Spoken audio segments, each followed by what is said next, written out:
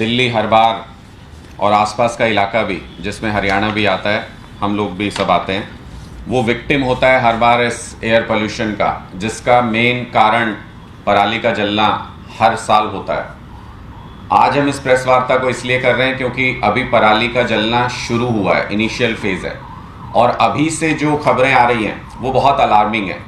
मैं हरियाणा के बारे में इसलिए बताना चाहता हूं क्योंकि हरियाणा गवर्नमेंट के क्लेम्स बहुत बड़े बड़े होते हैं, लेकिन जो योजनाएं बनाई गई इस पोल्यूशन को कम करने के लिए, पराली के जलने को कम करने के लिए, वो किस तरीके से ग्राउंड पर बिल्कुल भी लागू नहीं हो रही हैं। वो 2-3 फैक्ट्स मैं आपके सामने रखना चाहता हूं। अगर हम पिछले सालों से कंपेयर करें, 4 अक्टूबर को डे वाइज मैं आपको बता रहा हूं, तो 2021 में 2 फार्म फायर के इंसिडेंट थे, 2022 में 7 फार्म फायर के इंसिडेंट थे, और 2023 में 29 फार्म फायर के इंसिडेंट 4 अक्टूबर को देखने में आए। 8 अक्टूबर को अगर इसी तरह से कंपेयर करें, मैं उससे पहले 5 अक्टूबर को अगर कंपेयर करें, 2021 में 3 फायर इंसिडेंट थे, 2022 में 24 फायर इंसिडेंट थे, और 2023 में 24 फायर इंसिडेंट हैं। इसी तरीके से अगर 8 अक्टूबर को कंपेयर करें तो 2021 में 27 फायर इंसिडेंट थे, 2022 में इस दिन फायर इंसिडेंट नहीं थे, और 2023 में अगर देखें तो 55 फायर इंसिडेंट है। ओवरऑल अगर हम देखें तो अभी तक जैसा बताया भी कि 3 गुना ये बढ़ चुके हैं।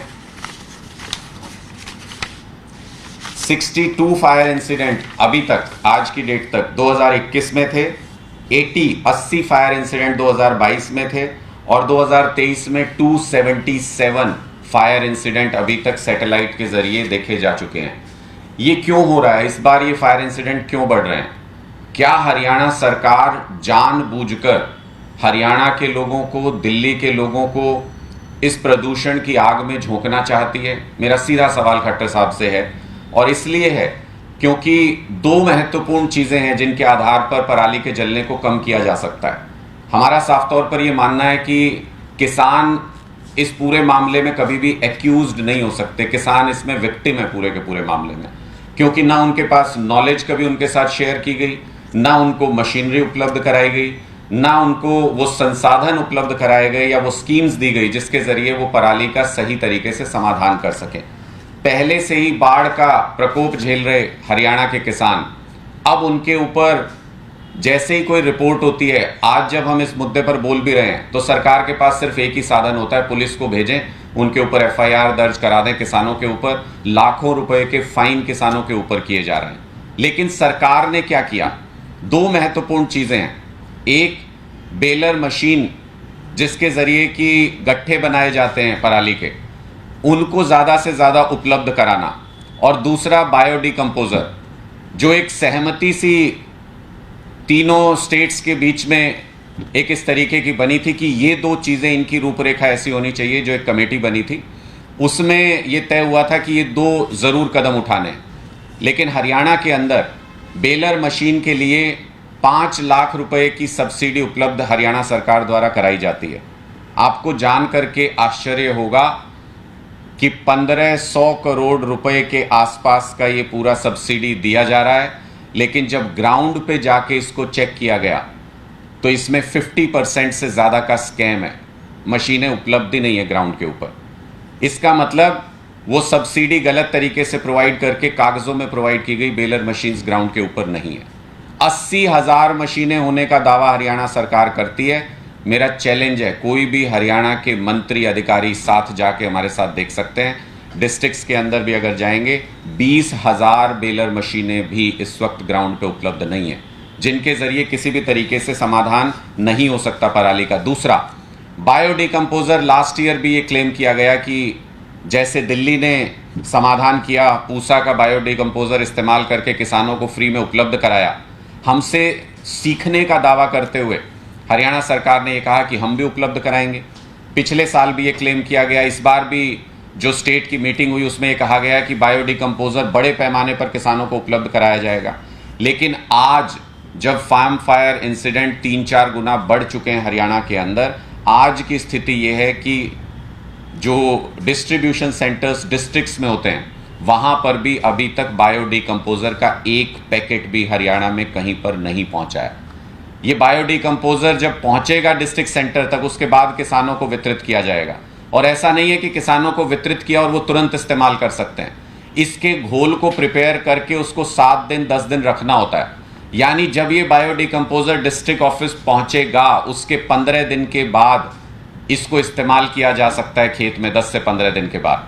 तो अगर अभी तक नहीं पहुंचा ये बायोडिकम्पोजर, ये अटर फेलियर, सबसे बड़ा फेलियर खट्टर सरकार का मैं इसको मानता हूं कि अब जब पराली जलनी शुरू हो गई, किसान के पास कोई रास्ता ही नहीं बचा। किसानों के पास सरकार ने कोई रास्ता ही नहीं छोड़ा, बायोडिकम्पोजर पहुंचा नहीं, मशीनें आपके पास उपलब्ध नहीं है। और अब जब लगातार दबाव बढ़ेगा, जब आसपास के हर इलाके में प्रदूषण चारों तरफ फैलता है, तो फिर हरियाणा सरकार किसानों को एक्यूज बना करके उन पर FIR दर्ज करना, उन पर कड़े कदम उठाना, उन पर लाखों रुपए के फाइन लगाना शुरू कर देती है। तो मेरा स्पष्ट तौर पर खट्टर सरकार से ये सवाल है कि जब आपको पहले से ही पता है कि इन दिनों में देश की राजधानी और हरियाणा के ज़्यादातर इलाके प्रदूषण की चपेट में आते हैं, हमारे लोगों का जीना मुहाल हो जाता है इन पूरे इलाकों में, तो आपने ये जो सुविधाएं हैं या ये जो योजनाएं शुरू की हैं, ये ज़मीन पर लागू हो सकें, इसका पुख्ता इंतज़ाम क्यों नहीं किया? और अगर हज़ारों लाखों लोगों को आप प्रदूषण के धुएं में घुटते हुए देख सकते हैं, या ऐसे इंतज़ामात कर दिए हैं आपकी सरकार ने कि आने वाले समय में ये प्रदूषण की समस्या बहुत ज़्यादा बढ़ने वाली है, तो क्या मुख्यमंत्री के तौर पर आपको कुर्सी पर बैठे रहने का अधिकार है? ये खट्टर साहब से हम पूछना चाहते हैं। देखिए, पिछली बार भी हरियाणा सरकार ने ये क्लेम किया था कि फायर इंसिडेंट्स को हमने बहुत हद तक कंट्रोल कर लिया है। मैं आंकड़े आपके सामने जो अभी मैंने रखे वो सैटेलाइट इमेज हैं, सारे के सारे सैटेलाइट पे कैप्चर होते हैं और रिकॉर्ड होते हैं बाकायदा डिपार्टमेंट्स में। पंजाब हरियाणा का कोई कंपैरिजन नहीं है। अगर वो कुछ बुरा करें हम भी बुरा करें, अगर वो कुछ अच्छा करें हम भी अच्छा करें, ऐसा नहीं है। आपको 9 साल हरियाणा के अंदर बीजेपी की सरकार को हो गए। जो पिछले साल का कंपैरिजन खट्टर साहब बता रहे थे, उस वक्त हमारी सरकार को आए हुए चंद महीने हुए थे और हमने ये माना था पिछली बार कि बहुत कम समय होने की वजह से हम शायद उतनी व्यवस्था नहीं कर पाए जितनी की जानी चाहिए थी। लेकिन इस बार वो सारे इंतजाम आपको अभी प्रियंका जी ने बताया कि किस तरीके से पंजाब में बहुत अच्छे तरीके से उन इंतजामों को किया जा रहा है। लेकिन हरियाणा में ठीक उसके उलट, पिछली बार आपने दावा किया कि आपने फायर इंसिडेंट्स कम कर दिए हैं, तो इस बार उनमें और ज्यादा कमी आनी चाहिए थी। लेकिन वो और ज्यादा कमी लाने की बजाय फायर इंसिडेंट 4 गुना बढ़ते हुए नजर आ रहे हैं।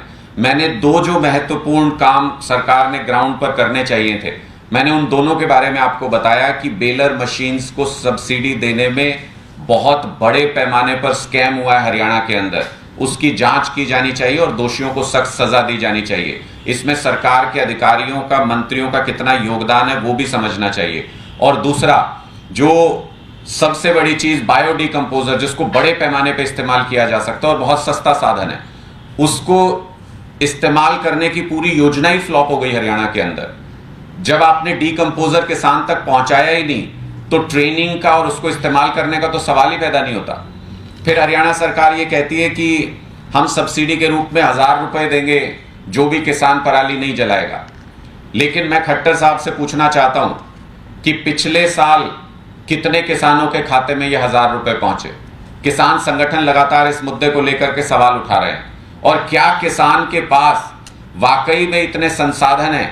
क्या किसान वाकई में इतना पैसे वाला है कि वो एडवांस में ये पैसे खर्च करके, मशीनों का इंतजाम करके वो पराली का इंतजाम कर सकता है सही तरीके से, और उसके बाद सरकार उसको पैसे दे करके, उसको उसके पास पैसे पहुंचा करके उसका वो कंपनसेट करेगी?